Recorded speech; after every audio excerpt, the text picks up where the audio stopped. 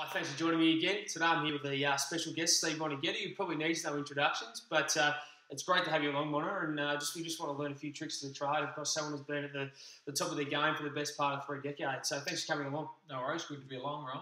Absolutely. So, Mono, tell us a bit about what you're doing now. Obviously, you're retired from high-level running, but tell us a bit about how your running's progressed after you officially retired in Sydney in 2000. Yeah, a lot of people ask me, what I do, and I was an engineer teacher, and so then became a professional runner through the 90s. So when I retired, I found there was a bit of a niche in the market for someone who could go out to events, continue to espouse healthy living and good well-being. So I've been able to continue staying involved in running, but also broadening that out to have a general public market as well that need to talk about or hear from me, hear a person's personal experiences, but also something that can apply to them. So I do a bit of corporate speaking, go to lots of events, and generally, hopefully giving something back to the sport that's been great to me.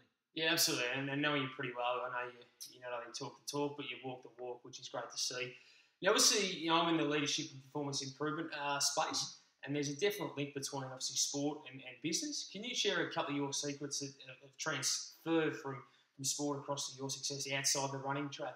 I think, the discipline, obviously. So for me, a lot of what I did, seeing the success that I had, a lot of that came from the preparation. People would always say to me, look, you had unbelievably consistent results. How did you manage? You must have been a great racer. You always raced well. And yet in my circumstance, I knew I was going to run well because my preparation was spot on. So I never ran a race, I never not finished a race because everything in the lead up was done to the letter to make sure that when I towed the start line, I was ready to go. So I think that preparation is really important, and I talk to businesses about that. I mean, there's no secrets, so don't think it's easy or there's some magic pill that'll get through.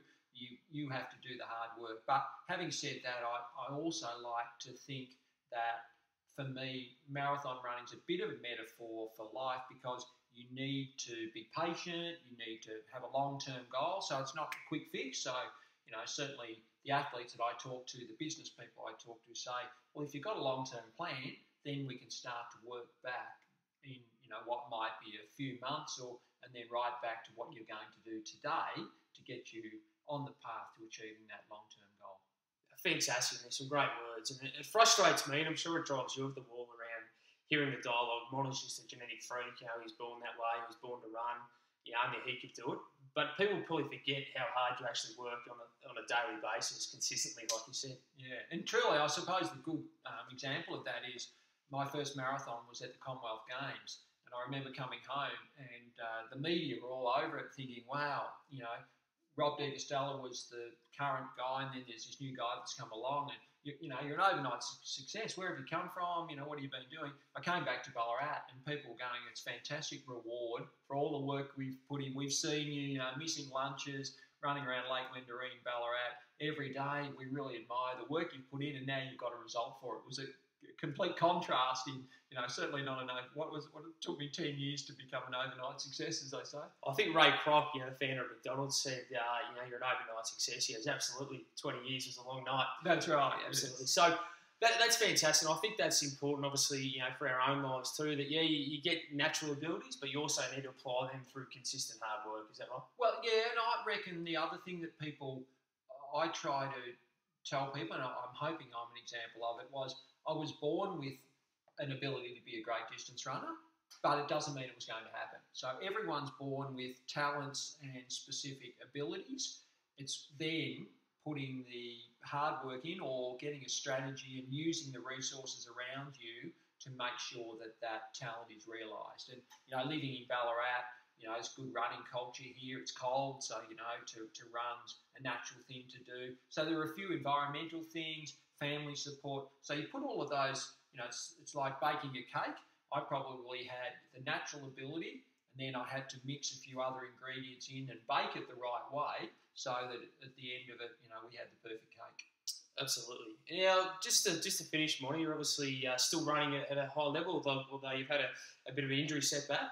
But talk us a bit about a few leadership roles you've got going on outside the running track with the Commonwealth Games and Australian Sports Commission and so forth? Sure. I'm in rehab at the moment. Had an Achilles op a few months ago, and that's been a learning curve, and you're always learning. And it wasn't, I chose to have the operation to extend my career. So, it was a short-term pain for hopefully a long-term gain.